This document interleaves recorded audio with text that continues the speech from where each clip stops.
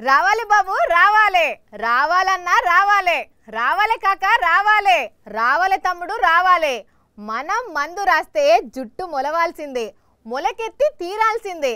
ఆలోచించిన ఆశాభంగం, 2 రోజులే చాయిస్. రావాలి రావాలి.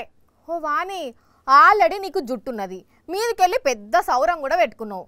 అయినా మళ్ళా కొత్త బిజినెస్ ఏందమ్మా అంటే, అయ్యో జుట్టు నాకు కాదుల్లా, ఇగో గిసోంటి అన్నల కోసం ఒకళ్ళు ఆఫర్ పెట్టిర్రు. మరి ఆఫర్ ఏందో ఎట్లుందో ఏం చేసిరో చూద్దాం పాండ్రి. బట్టతల ఉందని బాధపడద్దు, ఒక్క ఎంట్రిక లేదని నారాజు కావద్దు. బతికుండి బట్టతల మీద వెంట్రికలు మొలిపించుకుందాం.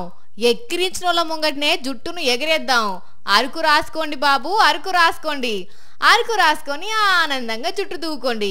ఒక్క ఎంట్రిక లేని కాడ 100 ఎంట్రికలు మొలిపిస్తా అని చిన్నగా సమాచారం చేరవేస్తే కుప్పలు కుప్పలుగా జనాలు వచ్చిర్రు. ఎంట్రీ ఫీజు 300, ఆయిల్ ఖరీదు 700 వసూలు చేస్తే ఎన్ని 100 మంది వచ్చిర్రో చూడండి. చెప్పవే అన్నా, నువ్వు ఎన్నిసార్లు ఆయిల్ రాసుకున్నావు? ఇది ఒరిజినల్ జుట్టా, ఆయిల్ రాస్తే వచ్చిందా?